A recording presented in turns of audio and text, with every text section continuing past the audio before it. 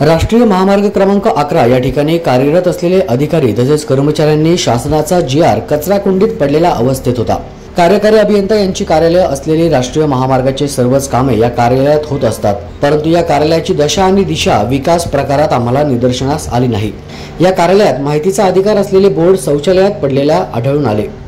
दक्ष पत्रकार संघाचे संस्थापक अध्यक्ष, प्रदेशाध्यक्ष, उपाध्यक्ष व त्यांची टीम राष्ट्रीय महामार्गाच्या कामाच्या संदर्भात अपघात झालेल्या लोकांची यादी घेण्यासाठी त्या ठिकाणी गेले असता त्या ठिकाणी बोर्ड व भारतीय संविधानाचे प्रथम पत्र हे धूळ खात पडलेले होते।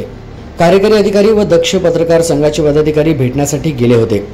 बापू बागुल, दीप बागुल, संदीप फुलपगार, आकाश येलेकर व पत्रकार संघाचे पदाधिकारी त्या ठिकाणी चुकीचा प्रकार यांना बघायला मिळाला, परंतु त्या ठिकाणी बसणारे जे कर्मचारी व अधिकारी होते त्यांनी उडवाउडवीची उत्तरे देऊन तसेच पत्रकार संघाच्या पदाधिकाऱ्यांचा अपमान देखील केला।